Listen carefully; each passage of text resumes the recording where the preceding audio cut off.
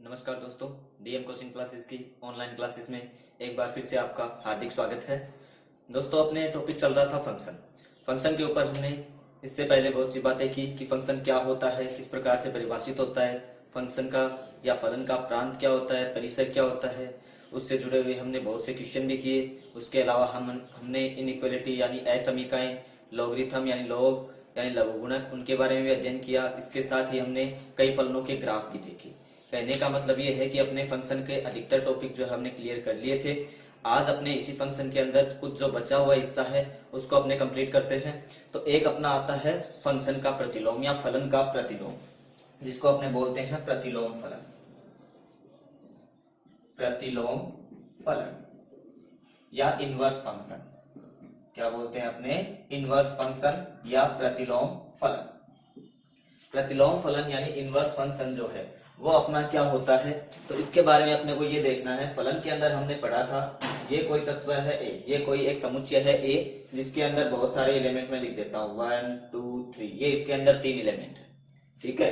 दूसरा हम बात करते हैं, ये एक दूसरा समुच्चय है बी, और यहाँ पर एक फलन काम कर रहा है। फलन में लिख देता हूं f = x + 1। तो उस कंडीशन में x की जगह जैसे ही मैं 1 रखूंगा तो ये 1 किससे कनेक्ट हो जाएगा? 1 + 1 कितना आया? 2। इसी तरीके से 2 की वैल्यू क्या आएगी? 3, और 3 की वैल्यू क्या आएगी? 4।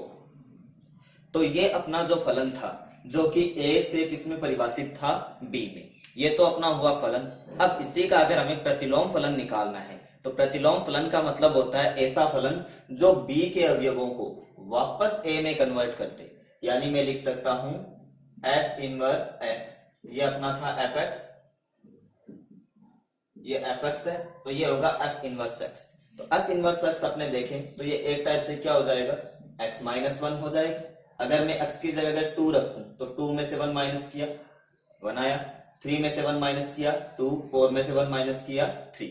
कहने का मतलब ये है, ये मैंने एक इजी से फंक्शन का एग्जांपल लिया है आपको समझाने के लिए। आगे अपने इसके ऊपर और भी क्वेश्चन करेंगे। अभी एक बार केवल अपने को जो प्रतिलोम फलन है उसकी परिभाषा अपने माइंड में सेट होनी चाहिए कि कोई भी फलन अगर a से b में परिभाषित है तो दूसरा ऐसा फलन जो b से a में परिभाषित हो उसको क्या कहेंगे? पहले फलन का इनवर्स फलन कहेंगे या प्रतिलोम फलन कहेंगे, जिसको अपने f इनवर्स x से परिभाषित करते हैं। ठीक है। तो ये अपना होता है प्रतिलोम फलन। अब बात करते हैं प्रतिलोम फलन से जुड़े हुए कुछ तथ्यों के बारे में या इसके गुणधर्म के बारे में। तो गुणधर्म के लिए अपने ये लिखते हैं, पहला अपना गुणधर्म होता है कि किसी भी तत्व का प्रतिलोम फलन विद्यमान होने के लिए हमें ये चाहिए कि वो फलन हमेशा कैसा होना चाहिए? एकेकी और आच्छादक होना चाहिए। कैसा होना चाहिए? एकेकी और आच्छादक होना चाहिए। ठीक है। एकेकी और आच्छादक का मतलब 1 1, यानी ठीक है ना, एक से जुड़ा हुआ होना चाहिए। साथ में आच्छादक का मतलब इसमें कोई भी अवयव खाली नहीं बचने चाहिए। जैसे मैं एग्जांपल लेता हूं, एकेकी को एक बार अपने प्रदर्शित करते हैं। तो एकेकी के लिए मैं ये कह सकता हूं, जैसे ये फलन है, ये एक से जुड़ा हुआ है, तो ऐसा फलन मेरा क्या हुआ? एकेकी। दूसरा मैं लेता हूं जिसमें एक से ज्यादा अवयव किसी 2 से जुड़े हुए हो, जैसे मान लो ये लिख देता हूं, तो ये अपना कैसा फलन है? बहुएकेकी। ये कैसा है? एकेकी। तो इस एकेकी यहाँ पर कोई फलन है, ये अपना fx अगर एकेकी है तो इसका f इनवर्स x निकाल सकते हैं अपने, क्योंकि इसमें वैल्यू रखे वापस ही आ जाएगी। लेकिन ये तो अपना फलन है fx, इसका जैसे ही मैं इनवर्स निकालूंगा तो मैं ये देखता हूं x की एक वैल्यू के लिए y की कितनी वैल्यू आ रही है? 2 वैल्यू आ रही है। इसका मतलब ये हुआ कि f इनवर्स x विद्यमान नहीं होगा, क्योंकि फलन की परिभाषा के अनुसार अपने जानते हैं कभी भी एक प्रांत के लिए यानी एक वैल्यू के लिए फलन 2 आंसर नहीं दे सकता। ठीक है। जबकि यहाँ पर अगर ये एकेकी नहीं है यानी बहुएकेकी फलन है तो उसमें तो एक वैल्यू के वापस अगर अपने उल्टा करते हैं तो एक आंसर x की एक वैल्यू रखने पर y की 2 वैल्यू आ रही है। इसका मतलब f इनवर्स x क्या नहीं हो सकता? विद्यमान नहीं हो सकता है। तो इसका मतलब ये हुआ कि f इनवर्स x यानी प्रतिलोम फलन के विद्यमान होने का मतलब क्या है? फलन कैसा होना चाहिए? एकेकी। जो फलन एकेकी होगा उसी का अपने प्रतिलोम विद्यमान होगा, और जो एकेकी नहीं है उसका प्रतिलोम विद्यमान नहीं होगा, क्योंकि बहुएकेकी के लिए फलन की परिभाषा के अनुसार ये प्रतिलोम वाला है, ये अपने कोई फलन नहीं होता है। सेकंड अपने बात करते हैं आच्छादक की। सेकंड किसकी बात करते हैं? आच्छादक की। तो आच्छादक का मतलब होता है कि किसी भी फलन का परिसर और सह प्रांत क्या होने चाहिए? समान होने चाहिए। मतलब दूसरा जो अपना कॉलम है, जैसे मैं लिख देता हूं ये एफ एक्स यहां से जुड़ा हुआ है, ये पॉइंट कोई इससे जुड़ा है, ये यहां से, ये यहां से, ठीक है, इस टाइप से ये कोई जुड़ा हुआ है। तो उस कंडीशन में अपने देखते हैं इसके अंदर तीन ही अवयव है, तीनों अवयव किसी न किसी से जुड़े हुए हैं, कोई भी अवयव इसमें खाली नहीं बच रहा है। इसका मतलब ये कैसा हुआ? आच्छादक हुआ। कैसा हुआ ये? आच्छादक। तो उस कंडीशन में अपने इसका प्रतिलोम फलन निकाल सकते हैं, क्योंकि प्रतिलोम फलन में ये इससे जुड़ जाएंगे। लेकिन अगर ये आच्छादक नहीं है, जैसे मैं यूं बना देता हूं, ये मेरे हैं, ये तो इससे जुड़े हुए हैं, लेकिन इसमें एक्स्ट्रा और बच गए हैं, एक्स्ट्रा और बच गए हैं, तो जैसे इसका प्रतिलोम निकालूंगा, ठीक है, तो ये तो अपना था फलन एफ एक्स, तो इसका जैसे ही अपने प्रतिलोम निकालते हैं, एफ इनवर्स एक्स निकालते हैं, तो अपना ये प्रांत बन जाता है और ये परिसर होता है। तो ये तो इससे जुड़ा हुआ है, ये इससे जुड़ा हुआ है, ये इससे जुड़ा हुआ है, लेकिन ये दोनों किसी से भी नहीं जुड़ पाते हैं। यानी प्रांत के अंदर कुछ चीजें क्या रह जाती है? खाली रह जाती है, जो कि फलन में हो नहीं सकता है। क्योंकि फलन की हमने दो परिभाषाएं पढ़ी थी। पहली परिभाषा हमने पढ़ी थी कि प्रांत का कोई भी अवयव जो रिक्त नहीं रहना चाहिए। तो यहाँ पर अगर मैं एफ इनवर्स एक्स का प्रांत देखूं, तो एफ इनवर्स एक्स का प्रांत इधर वाला है, तो इसमें अवयव खाली रह रहा है, इसका मतलब एफ इनवर्स एक्स कोई फलन नहीं है। तो इसका मतलब जो भी अंतरक्षेपी फलन होगा या जो आच्छादक नहीं होगा, वो कभी उसका कभी भी एफ इनवर्स एक्स विद्यमान नहीं होगा।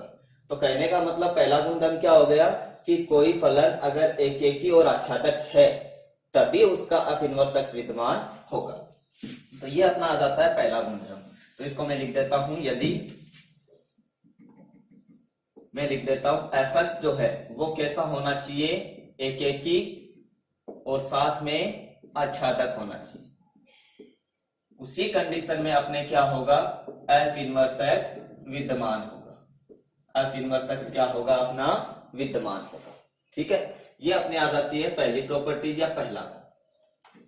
अब सेकंड गुण की बात करते हैं कि अगर ये मान लिया कि अपना एफ इनवर्स एक्स जो है वो एकेकी और आच्छादक है, तो अपने फलन कैसा होगा? ठीक है, या फिर यूं कह सकते हैं, इसके विपरीत अपने इससे पहले अपने यूं देख लेते हैं कि अगर कोई संयुक्त फलन है, संयुक्त फलन के बारे में अभी अपने आगे वापस से चर्चा करेंगे कि संयुक्त फलन क्या होता है। उससे संबंधित कुछ बातें मैं बता देता हूं कि यदि कोई संयुक्त फलन जैसे एफ ओ जी, ये एक संयुक्त फलन है, तो इसका जैसे ही अपने इनवर्स निकालते हैं, तो इसका इनवर्स अपना होता है ये जी जो है ये पहले आ जाता है, तो ये होता है G inverse O F inverse. ये भी आपको ध्यान रखना है। मतलब जी ऑफ का इनवर्स किसके बराबर होगा? जी इनवर्स और एफ इनवर्स के बीच में कोई फलन काम करेगा या ओ के काम करेगा। ठीक है ना, यानी दोनों का अलग अलग इनवर्स निकाल के, या तो दोनों को पहले सोल्व कर लो, यानी एफ ओ जी की वैल्यू निकाल लो, फिर इनवर्स निकाल लो, या क्या कर सकते हैं पहले एफ इनवर्स निकालो और एफ इनवर्स के अंदर जी इनवर्स की वैल्यू रख दो, यानी जी इनवर्स एफ इनवर्स निकालो, तो ये बराबर होते हैं। इसको जल्दबाजी में आपको ये नहीं कर देना है। एफ इनवर्स ओ जी इनवर्स ये जो है ये अपना गलत है, जबकि ये सही है, यानी बाद वाला कहाँ आएगा? पहले आएगा। ये मैंने बात की है दो फलनों की। इसी तरीके से अगर तीन जुड़े हुए हो एफ ओ जी ओ एच, तो उस कंडीशन पहले एच आएगा, फिर जी आएगा, फिर एफ आएगा, यानी ये क्रम कैसा चलता है? हमेशा उल्टा चलता है। तो ये अपने दो जो है मेन जो है अपने कंडीशन हो जाती है किसकी? प्रतिलोम फलन की। अब इससे संबंधित कुछ एग्जांपल मैं दे देता हूं आपको। जैसे प्रतिलोम फलन का कोई एग्जांपल लेते हैं, जैसे लिख देते हैं अपने F x is equal to, मैं लिख देता हूं 2x प्लस 1। एफ एक्स जो है मेरा क्या है? एक 2x प्लस 1 है। तो उस कंडीशन में इसका एफ इनवर्स एक्स कितना होगा? तो एफ इनवर्स एक्स निकालने के लिए अपने क्या कर सकते हैं? इसको दो तरीके से करेंगे।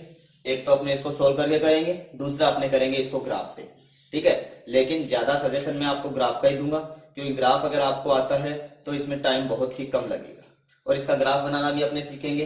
किसी भी फलन के ग्राफ हो तो उसके इनवर्स का ग्राफ कैसे बनाया जाता है उसके बारे में भी अपने पढ़ेंगे। तो पहले अपने देखते हैं मैथमेटिकल तरीके से। तो अपने को क्या करना होता है? इसके इक्वल में सबसे पहले 0 लिख देते हैं। तो 2x plus 1 is equal to क्या आएगा? 0। तो इससे x की वैल्यू क्या आ गई अपनी? माइनस के 1/2। x इज इक्वल टू, इसके इज इक्वल टू में मैं लिख देता हूं y, तो अब मुझे x की वैल्यू निकालनी है। x की वैल्यू कितनी आएगी, y माइनस 1 और अपॉन में कितना आ गया है 2। अब मुझे x और y को आपस में चेंज कर देना है, तो y इज इक्वल टू मेरा आ जाता है x माइनस 1 अपॉन 2। इसका मतलब f इनवर्स x कितना आया अपना x माइनस 1 अपॉन 2। अगर ये अपना fx है तो ये अपना आएगा x माइनस 1 अपॉन 2। जैसे यहाँ पर मैं कोई वैल्यू रख के देखता हूँ, जैसे यहाँ पर मैं 1 रखता हूँ, अगर मैंने 1 रखा तो 2 1 जा 2, 2 और 1 कितना आया 3, यानी 2 रखने पर 1 रखने पर आंसर कितना आ रहा है 3। तो यहाँ पर 3 रखने पर आंसर कैसा आना चाहिए 1, तो यहाँ पर मैं 3 रखता हूँ, तो जैसे मैंने 3 रखा 3 माइनस 1 2, 2 अपॉन 2 कितना आया 1, तो ये 3 को किस में कन्वर्ट कर रहा है 1 में, तो ये क्या हो गया इसका प्रतिलोम फलन। ठीक है, दूसरा अपने देखते हैं इसको ग्राफ मेथड से। तो सबसे पहले अपने इसका ग्राफ बनाते हैं। ठीक है, तो ग्राफ के लिए आपको पता है y is equal to X, y is equal to X का ग्राफ यह होता है। ठीक है, ये किसका ग्राफ है अपना y is equal to X का ग्राफ। जैसे ही मैं इसके आगे 2 लगा देता हूँ, दुगना कर देता हूँ, तो ये ग्राफ क्या हो जाएगा, थोड़ा सा ऐसे ना होकर ऊपर की ओर जाएगा, यानी इस टाइप से ये ग्राफ जाएगा थोड़ा सा। तो ये ग्राफ मेरा क्या हो जाता है y is equal to 2x का ग्राफ, यानी इसकी स्लोप जो थोड़ी सी ज्यादा हो जाएगी। ठीक है, अब लेकिन मुझे तो 2x नहीं चाहिए, मुझे तो क्या चाहिए +1 और चाहिए, +1 और चाहिए। तो इस ग्राफ को मैं यहाँ 0 पर न रखकर कहाँ लेके जाऊंगा +1 पर, और इसी के पैरेलल में एक लाइन खींच देता हूँ। तो ये जो मेरा ग्राफ आया है, इस नीचे वाले को मिटा देता हूँ, ये जो मेरा ग्राफ है, ये मेरा ग्राफ किसका आ गया है अपना 2x प्लस 1 का ग्राफ आ चुका है। किसका ग्राफ आ गया है 2x प्लस 1 का ग्राफ। अब उस कंडीशन में अपने ये देखते हैं इसके इनवर्स का ग्राफ कैसे आएगा। तो इनवर्स के लिए हमेशा आपको y is equal to X की एक लाइन ड्रॉ करनी है। ये कौन सा ग्राफ है मेरा y is equal to X का, ये हमेशा ही आपको लाइन ड्रॉ करनी है। जब भी ग्राफ का इनवर्स निकालो y is equal to X का ग्राफ ड्रॉ करो और पहले वाले ग्राफ की इसमें इमेज देख लो। तो इसकी अगर मैं इमेज देखता हूं तो इस टाइप से जाएगी। ये जो मेरा ग्राफ था, ये मेरा ऊपर वाला ग्राफ किसका ग्राफ है मेरा fx का। तो ये जो नीचे मेरा ग्राफ आया ये किसका आएगा f इनवर्स x का, f इनवर्स x का ग्राफ आएगा। ठीक है, तो इस टाइप से अपने क्या कर सकते हैं, ग्राफ से भी इनवर्स का ग्राफ बना सकते हैं। ठीक है, वापस से सुनना, किसी भी प्रतिलोम फलन का ग्राफ बनाने के लिए अपने y is equal to X का ग्राफ ड्रॉ करेंगे। बीच में ये मैंने खींचा है y is equal to X का ग्राफ, और इस ग्राफ में दूसरे ग्राफ की इमेज देख लेंगे। जो अपना रियल ग्राफ है उसी की जो इमेज आएगी वो अपना क्या होगा f इनवर्स x का ग्राफ होगा। ठीक है, तो इस टाइप से अपने इसकी वैल्यू निकाल सकते हैं। इस टाइप से अपने ग्राफ बनाने के लिए और भी कई क्वेश्चन में देख लेता हूं। जैसे अपने ये देखते हैं, कोई फलन में लिख देता हूं।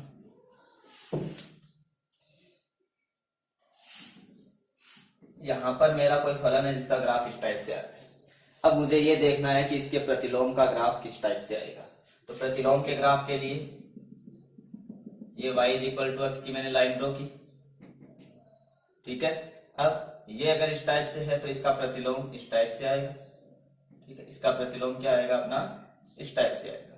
तो ये अगर fx है, ये क्या है fx है, तो ये अपना क्या आएगा f इनवर्स x, और अगर ये fx है तो ऊपर वाला क्या हो जाएगा f इनवर्स x का ग्राफ हो जाता है। ये जो मैंने लाइन ड्रॉ की है ये कौन सा ग्राफ है अपना y is equal to x का ग्राफ। तो इस तरीके से अपने किसी भी फलन का अगर अपने को ग्राफ पता है तो उसके इनवर्स फलन का ग्राफ भी अपने निकाल सकते हैं। निकालने का एक ही तरीका होगा, y is equal to X का अपने लाइन ड्रॉ करनी है। ये अगर फलन है तो इसको अपने दर्पण मानना है, इस बीच वाली लाइन को दर्पण मानते हैं तो ऊपर वाले की इमेज ऐसी बनेगी। तो ये किसका ग्राफ आएगा अपना f इनवर्स x का ग्राफ। ठीक है,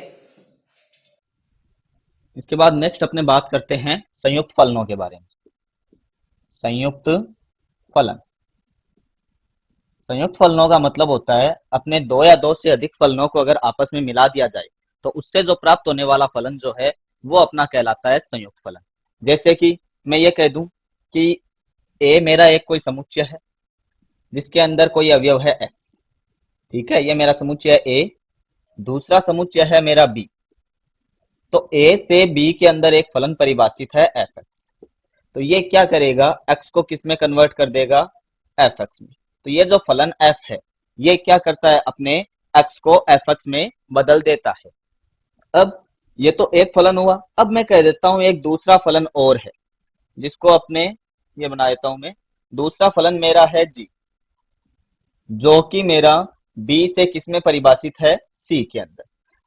वो क्या करता है, अगर x होता तो वो gx में बदलता, अपने यहाँ पर fx है तो fx को वो किस में बदलेगा, g ऑफ fx में, जिसी इसी को अपने लिखते हैं g o f, और ब्रैकेट में आगे लिख देता हूं मैं x। तो ये अपना आ जाता है फलन g o f x। कहने का मतलब f एक फलन है जो कि a से किस में परिभाषित है, b में। दूसरा g अपना एक फलन है जो कि किस में परिभाषित है, b से c में। तो ए एफ और जी का जो संयुक्त फलन है जिसको अपने लिखेंगे जी ओ एफ, क्या लिखते हैं, जी ओ एफ। तो जी ओ एफ जो है वो अपना किस में परिभाषित होगा, ए से सी में, यानी मैं ये लिख सकता हूं, ये जो मेरा फलन है ये मेरा फलन कहलाएगा अपना जी ओ एफ। तो ये जी ओ एफ जो है वो अपना संयुक्त फलन कहलाता है जो कि ए से सी में परिभाषित है और दो फलनों एफ और जी से मिलकर के ये बना हुआ है। तो इस टाइप के फलनों को अपने क्या बोलते हैं, संयुक्त फलन। और जरूरी नहीं है जी ऑफ हो, एफ ओ जी भी हो सकता है। एफ ओ जी कौन सा होगा, जो सी से किस में परिभाषित होगा, ए में। ठीक है, तो इस टाइप के भी अपने फलन होते हैं जिनको अपने बोलते हैं संयुक्त फलन। अब अपने बात करते हैं इन संयुक्त फलनों के गुण धर्म क्या क्या होते हैं।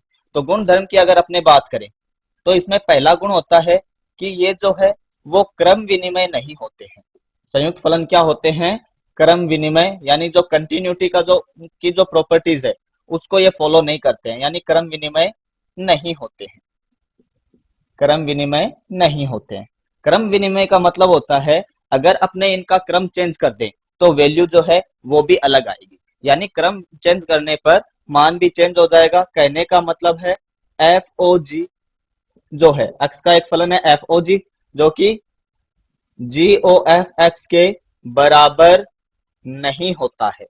ठीक है, यानी एफ ऑफ जी एक्स और जी ऑफ एफ एक्स जो है वो इक्वल नहीं होते हैं, यानी इनके क्रम को अपने आपस में नहीं बदल सकते हैं। कहने का मतलब ये हुआ कि ये क्रम विनिमय नियम का पालन नहीं करते हैं। दूसरा अपना इनका जो गुण धर्म है वो होता है साहचर्यता। साहचर्यता, साहचर्यता यानी एसोसिएटिव।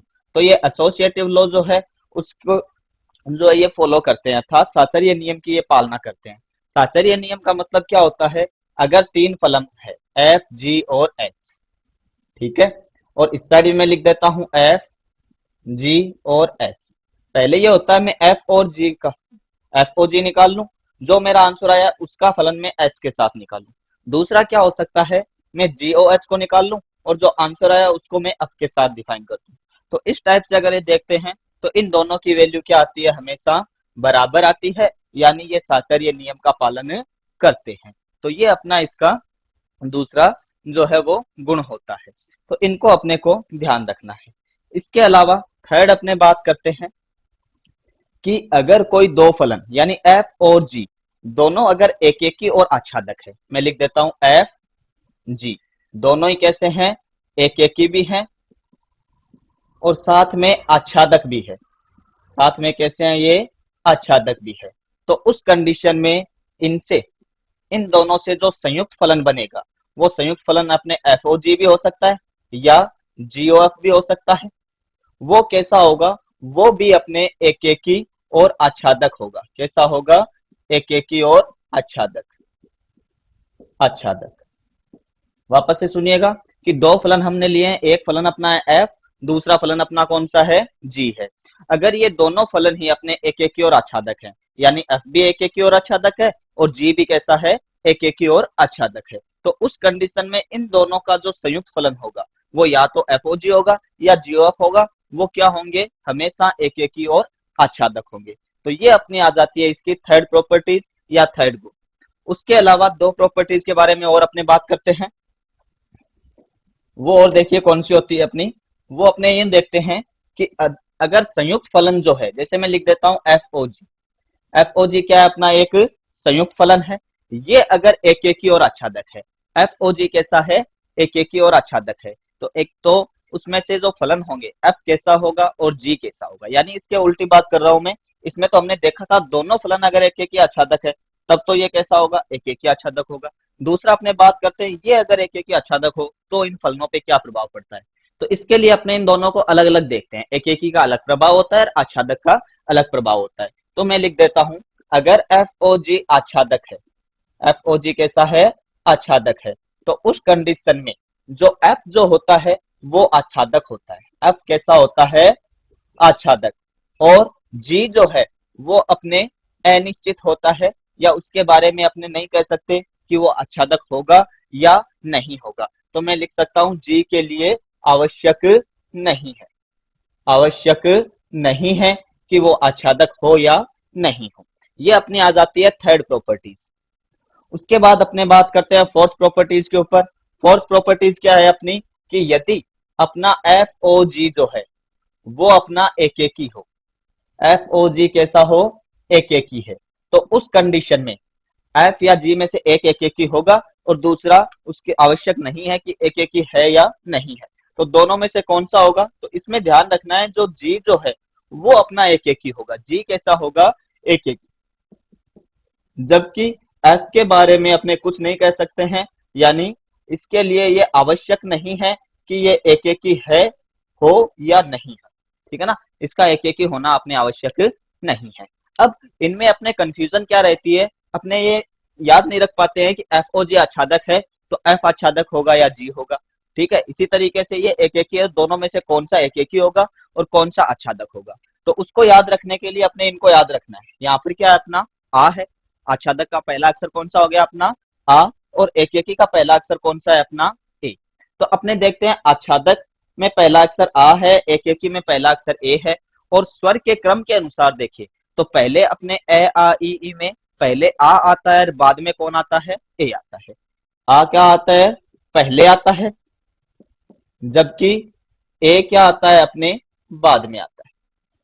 तो इससे अपने को ये याद रखना है, आच्छादक में आ है जो कि पहले आता है, इसका मतलब इसमें जो पहला होगा वो इसकी तरह होगा। यानी अगर FOG आच्छादक है तो पहला अक्षर इसमें F है, तो F कैसा हो गया, आच्छादक, और जो बच गया G है उसके लिए आवश्यक नहीं है।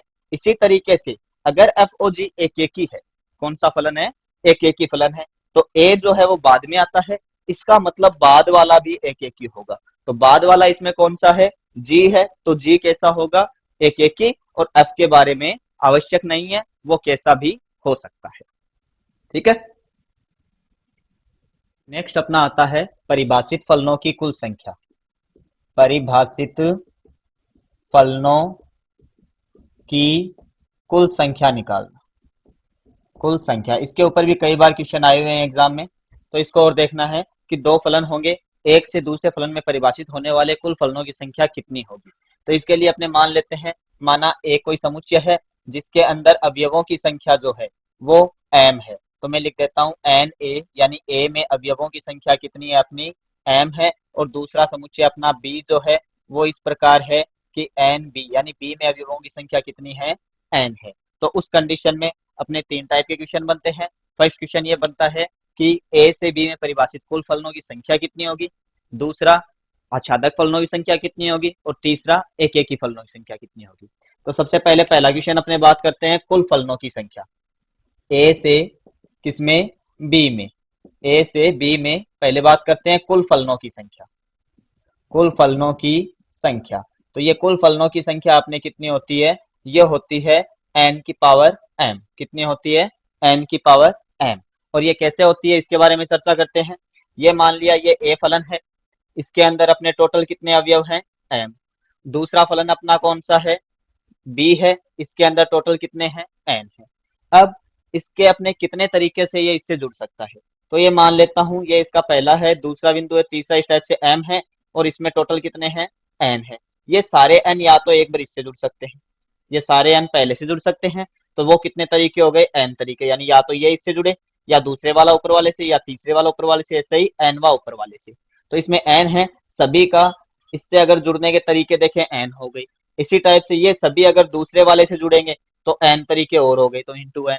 तीसरा अगर इस नीचे वाले से जुड़े तो n और हो गए। इस टाइप से n कितनी बार मल्टीप्लाई हो रहा है, m बार। कितनी बार हो रहा है, m बार। तो अपने कुल देखें तो कुल फलनों की संख्या अपने कितनी आ जाती है, n की पावर m, जो कि यहाँ पर मैंने लिखा है। अतः कुल फलनों की संख्या कितनी होती है, n की पावर m, किसमें, a से b में परिभाषित होने वाले फलनों की संख्या। अब अपने क्वेश्चन को क्या एग्जाम में ध्यान से देखना है। कई बार क्या करते हैं, इस टाइप से देख करके वो पूछ लेते हैं b से a में परिभाषित कितने होंगे। तो b से a की अगर बात करता है तो उस कंडीशन में ध्यान रखना है कि जो पहले वाला है वो पावर में जाता है, ठीक है। तो पहले वाला कौन सा, इस बार b है, तो पावर में तो आएगा n और a में है इसलिए m। तो आंसर क्या हो गया, m की पावर n।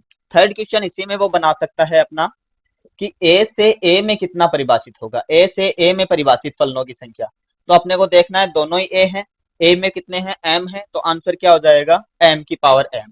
और फोर्थ अपने पूछ सकता है b से b में कितने फलन परिभाषित होंगे, तो कितने हो जाएंगे, n की पावर n। तो इस टाइप से अपने एक फलन से दूसरे में परिभाषित कुल फलनों की संख्या ज्ञात कर सकते हैं।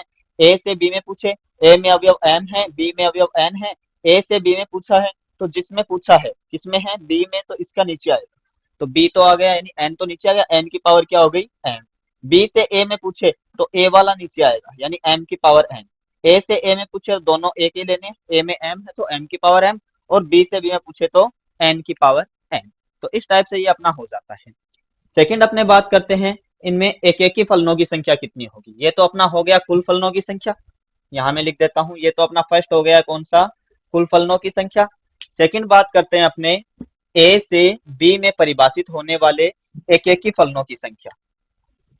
सेकंड अपना क्या आता है, a से किस में है, b में है, और कैसे फलन है, केवल एक एक ही फलन बताने हैं, एक एक ही फलनों की संख्या कितनी होती है। तो इसमें अपने देखेंगे, इसमें अपने दो कंडीशन होगी एक एक ही फलनों के लिए। फर्स्ट अपनी कौन सी हो सकती है, जब m यानी a में अवयवों की संख्या क्या हो, b से ज्यादा हो। दूसरा क्या हो सकता है, जब a में, या मैं लिख सकता हूं a में अवयवों की संख्या क्या हो, b से कम हो या बराबर हो। मैं लिख देता हूं m, क्योंकि a में अवयव m है, b में अवयव क्या है, n। तो यहाँ ग्रेटर देन एंड इक्वल या less than and equal to कितना हो जाए, n हो जाए। तो उस कंडीशन में क्या होगा, पहले इसको समझना है।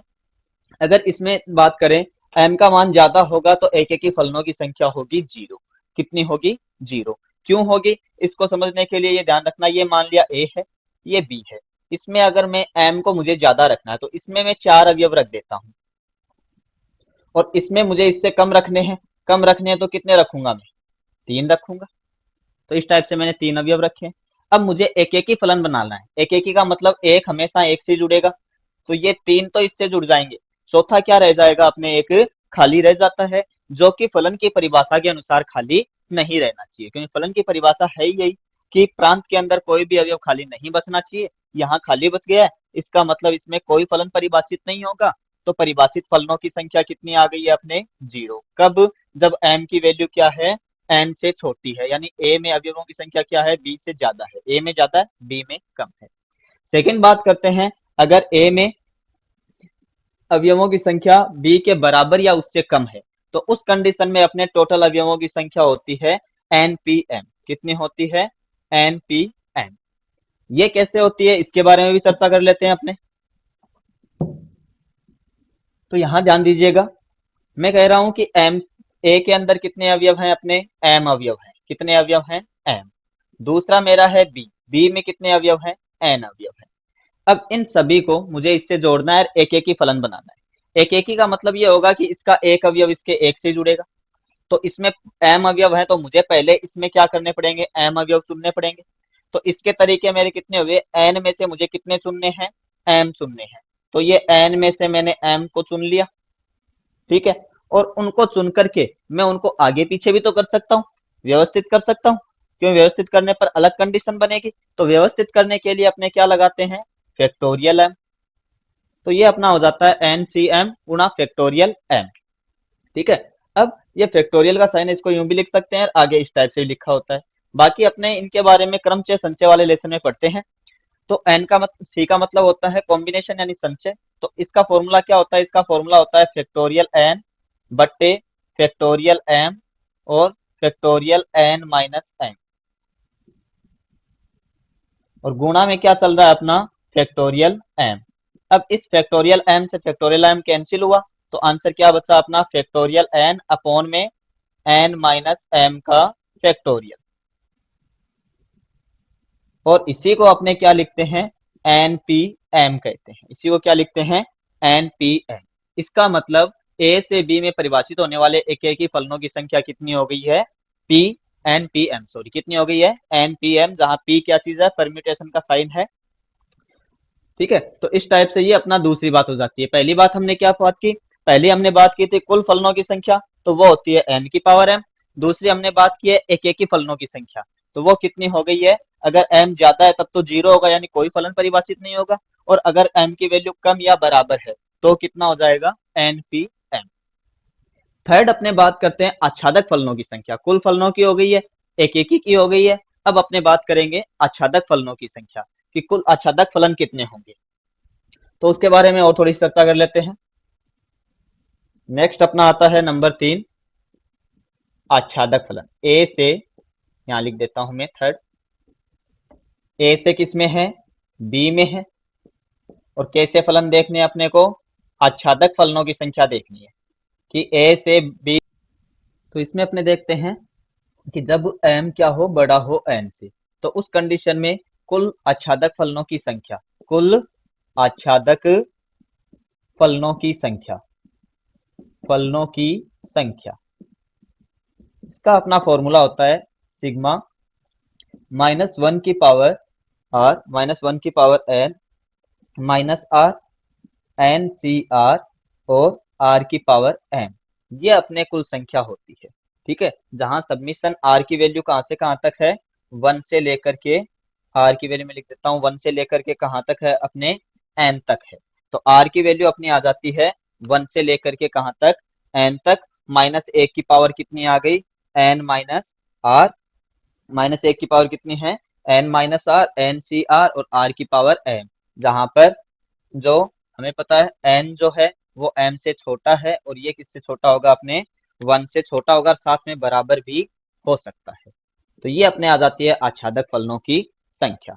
या इसको यूं कह सकते हैं अपने कि m अवयवों के, m अवयवों के n समुच्चय अपने बनाएंगे। m अवयवों के कितने बनाने हैं अपने को, n समूह बनाने हैं, और फिर उनको क्या करना है, अपने फैक्टोरियल n टाइम से उसको मल्टीप्लाई कर देना है, क्योंकि n समुच्चय है तो n आगे पीछे उसको कर सकते हैं, तो आगे क्या आ जाएगा अपना, फैक्टोरियल n आ जाएगा।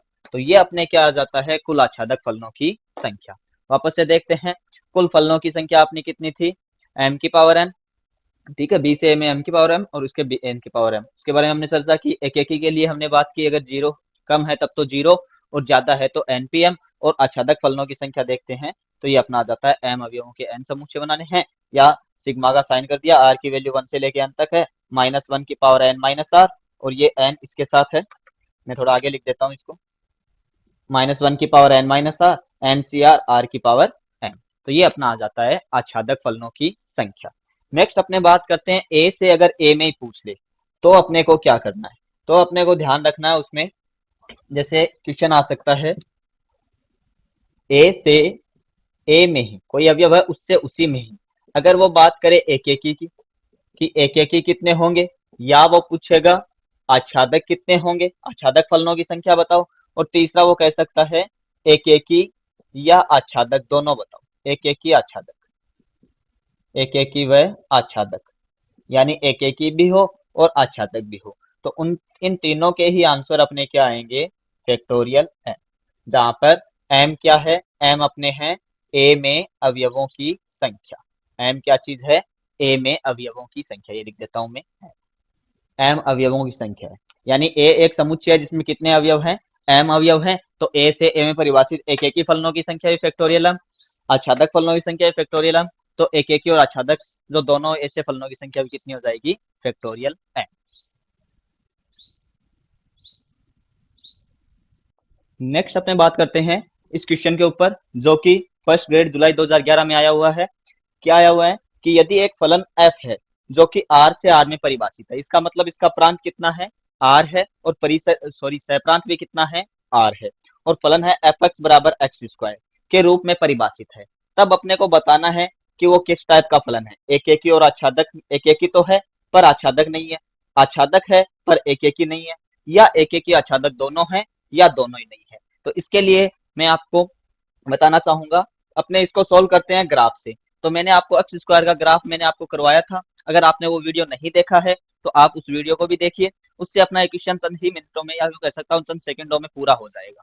क्योंकि अपने क्या होता है क्वेश्चन में 1 मिनट में इक्वेशन करना होता है। तो ये देखो मैं बनाता हूँ एक्स स्क्वायर का ग्राफ, ये मेरा एक्स स्क्वायर का ग्राफ होता है जो कि यहाँ पर जीरो पे टच होता है। उस कंडीशन में पहले ये देखते हैं एक एक ही है या नहीं है, तो उसके लिए अपने एक्स अक्ष के समांतर लाइन खींचता हूँ, तो वो इसको एक से अधिक बिंदुओं पे काटेगी। जैसे ये एक्स अक्ष है, इसके समांतर में कहीं भी लाइन खींचता हूँ तो एक से अधिक बिंदुओं पे काट रही है, इसका मतलब ये एक एक ही क्या है, नहीं है। दूसरा बात करते हैं आच्छादक के बारे में। तो आच्छादक के लिए इसका अगर मैं परिसर देखूं, परिसर यानी y की वैल्यू, तो y की वैल्यू क्या आ रही है मेरी, जीरो से बड़ी आ रही है, x greater than and equal to zero है। जबकि सह प्रांत जो है, सह प्रांत अपना कितना दिया हुआ है, r यानी रियल नंबर दिया हुआ है। इसका मतलब तो ये हुआ कि अपना जो सह प्रांत है वो क्या है, बड़ा है, किससे, परिसर से। और सह प्रांत अगर परिसर से बड़ा होता है तो उस कंडीशन में यह आच्छादक भी नहीं होता है, तो ये अपने आच्छादक भी नहीं है। तो अपना करेक्ट आंसर कौन सा हो जाएगा, डी, ना तो एक एक ही ना ही आच्छादक। नेक्स्ट अपने क्वेश्चन आया हुआ है सेकंड ग्रेड 30/6/2017 का। सेकंड ग्रेड का जो पेपर हुआ था उसमें क्या था कि एक फलन है जो कि आर से आर में परिभाषित है, f x is equal to दे रखा है ई की पावर एक्स। तो अपने को बताना है एक एक ही है, आच्छादक है, या दोनों ही नहीं है, या फिर दोनों है। तो इसमें भी अपने वैसे ही करना है। सबसे पहले ई की पावर एक्स का अपने ग्राफ ड्रॉ करते हैं। तो हमें पता है ये ग्राफ होता है अपने ई की पावर एक्स का। ये किसका ग्राफ है, अपना ई की पावर एक्स का ग्राफ है। वही एक एक ही के लिए अगर मैं इसके पैरेलल कोई भी लाइन खींचूं तो वो लाइन क्या करेगी, यानी एक्स अक्ष के पैरेलल खींचनी है, ये एक्स अक्ष है, इसके पैरेलल कोई भी लाइन खींचूंगा तो वो केवल एक पॉइंट पे काटेगी। इसका मतलब ये एक एक ही है, एक एक ही क्या है, ये है। फिर देखते हैं आच्छादक। आच्छादक के लिए मैं इसका परिसर देखता हूँ, तो परिसर क्या आ रहा है, यानी y की वैल्यू मेरी ग्राफ हमेशा इससे ऊपर रह रहा है, यानी y की वैल्यू मेरी क्या है, ग्रेटर देन जीरो है, यानी जीरो से हमेशा बड़ी है। जबकि मेरा जो सह प्रांत है वो कितना दिया हुआ है अपने को, आर दिया हुआ है। सह प्रांत कितना दिया हुआ है अपने को, आर है। तो इससे अपने साफ पता चल रहा है कि परिसर जो है वो क्या है, अपना सह प्रांत से छोटा है। सह प्रांत लिख देता हूं मैं, सह प्रांत का उपसमुच्चय है, यानी छोटा है। तो उस कंडीशन में अपने क्या लिख सकते हैं कि ये फलन कैसा होगा, आच्छादक नहीं होगा। तो मैं लिख देता हूं आच्छादक नहीं है। तो केवल एक एक ही है, केवल एक एक ही कौन से ऑप्शन में है, फर्स्ट में। तो इसका आंसर सही कौन सा हो गया है, फर्स्ट। इसके बाद नेक्स्ट क्वेश्चन अपना है केंद्रीय विद्यालय 2017 में आया हुआ है। एक असमीका दे रखी है, मापांक x plus 1 less than equal to 10 है। तो अपने को बताना है कि x किस अंतराल में होगा। -13 से 13 ओपन इंटरवल में है, -13 से 7 क्लोज इंटरवल है, -अनंत से -13 ओपन इंटरवल में है, -अनंत से -13 यूनियन 13 से 7। तो अपने को ये बताना है किसमें, तो असमीका का क्वेश्चन है।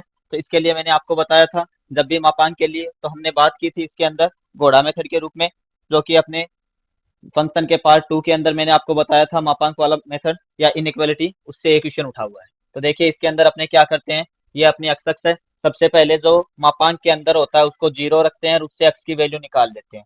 एक्स की वैल्यू कितनी आ गई, -3। तो यहाँ पर मान लेते हैं ये कितना है अपना, -3 है। अब इसके आगे वाले को देखते हैं, आगे कितना है, 10 है। तो अपने को ये देखना है 10 मीटर लंबी रस्सी जो है वो आगे फेंकनी है। यहाँ पर घोड़ा बंधा हुआ है, 10 मीटर लंबी रस्सी आगे फेंकेंगे तो -3 से 10 आगे जाएगा तो कितना हो जाएगा, प्लस के साथ, और -3 से 10 पीछे भेजेंगे तो कितना आएगा, -13। अब उस घोड़े को घास कैसी खानी है, लेस देन इक्वल टू का साइन है, मतलब अंदर वाली खानी है। यानी अपने ये देखते हैं यहाँ से लेकर कहाँ तक का हो गया है, ये बीच वाला, साथ में इक्वल टू का साइन भी है, इसलिए ये दोनों भी शामिल होंगे। तो अपना आंसर क्या आ जाएगा, -13 से 7, और इंटरवल कौन सा आएगा, क्लोज इंटरवल। सो अपना आंसर क्या हो जाता है, आंसर नंबर बी, ये अपना करेक्ट हो जाता है। नेक्स्ट इसके बाद अपना अगला क्वेश्चन है कि मापांक के अंदर x plus 1 upon x plus 1 इसका परिसर पूछा गया है। तो सबसे पहले अपने मापांक खोलते हैं। तो मापांक की अपने को पता है दो ही वैल्यू होगी, या तो ये x प्लस 1, x प्लस 5 क्या आएगा, पॉजिटिव आएगा। अगर ये जीरो से बड़ा है तब तो कैसा होगा, पॉजिटिव। और अगर ये जीरो से छोटा है तो कैसा हो जाएगा, नेगेटिव। और अपॉन में भी अपने क्या है, x प्लस 5 है, तो उस कंडीशन में अपने देखते हैं ये कैंसिल होकर कितना आएगा 1 और ये कैंसिल होकर कितना आएगा -1। सो अपना परिसर क्या हो जाता है इसका, इसका अपना परिसर हो जाता है -1 और 1। तो ये अपना आंसर हो जाता है, यहाँ पर करली ब्रैकेट लगाना है, ये आंसर हो जाता है। ये अपने कौन से ऑप्शन में है, ये अपना है ऑप्शन नंबर डी। तो अपना आंसर, करेक्ट आंसर कौन सा हो गया, डी। नेक्स्ट अपने क्वेश्चन लेते हैं, ये नवोदय 2016 में आया हुआ है। एक इनइक्वालिटी का क्वेश्चन दिया हुआ है x/2x + 1 > = 1/4। तो अपने को ये फाइंड करना है x कितना हो, यानी इसका प्रांत निकालना है। ठीक है, तो इसके लिए 4 ऑप्शन दिए हुए हैं, इसको सॉल्व करते हैं। तो इसका सॉल्यूशन देखिएगा, सबसे पहला काम क्या होता है, अपने इसको इस साइड लेके आते हैं। तो x/2x + 1 ये इस साइड आएगा, तो -1/4 > कितना रहा, 0। यहाँ 1 है। अब इसको अपने थोड़ा सोल्व कर लेते हैं। सोल्व करेंगे तो नीचे तो क्या आ गया, एक तो अपना आ गया 2x + 1 और इनटू में क्या है 4, क्रॉस मल्टीप्लाई करेंगे ये हो गया 4x, माइनस कितना आया अपना, इसको 1 से मल्टीप्लाई करेंगे कितना हो जाएगा अपना 2x - 1 > कितना आ गया, 0। अब 4x में से 2x गए, कितने बच गए अपने 2x - 1, नीचे कितना बचा है अपना, एक तो 4 बचा है, एक कितना है 2x + 1 > 0। ये 4 जो है ये 0 में जाके 0 हो सकता है, तो ये 0 में चला जाएगा और 0 हो जाएगा। तो अपने मेन क्या बचा है, एक तो बचा है 2x - 1 और अपॉन में कितना है 2x + 1 > 0। ठीक है, तो इन दोनों से अपने x की वैल्यू निकालते हैं। इससे अगर मैं x की वैल्यू निकालूं तो इससे x की वैल्यू कितनी आएगी, +k1/2 और इससे x की वैल्यू कितनी आएगी, -k1/2। अब वही अपने इस साइड से +1/2 इससे आया है, तो इसमें यहाँ पर क्या आएगा माइनस और ये क्या आ गया प्लस। अब अपॉन वाले को यानी हर वाले को अपने देखते हैं, हर में जो वैल्यू आती है उससे इसकी वैल्यू कितनी है, इससे x की वैल्यू आई है -1/2। तो ये अपने ले नहीं सकते हैं क्योंकि ये लेने पर अनंत हो जाएगा, तो यहाँ पर क्या आ गया, बबल आ गया। अब अपने को >0 है, इसलिए 0 से बड़ी संख्या लेनी है, तो ये वाला होगा और इस साइड वाला होगा। तो अपने x की वैल्यू क्या क्या आ गई है, देखो माइनस अनंत से, यहाँ माइनस अनंत से लेके कहाँ तक है 1/2 तक है माइनस का, लेकिन ये शामिल नहीं है दोनों। यूनियन 1/2 से लेके इनफाइनाइट तक, यहाँ कौन सा ब्रैकेट आएगा, क्लोज इंटरवल। सो अपना आंसर क्या हो जाता है इसमें, ऑप्शन नंबर डी। तो ये ऑप्शन नंबर डी अपना सही हो जाता है।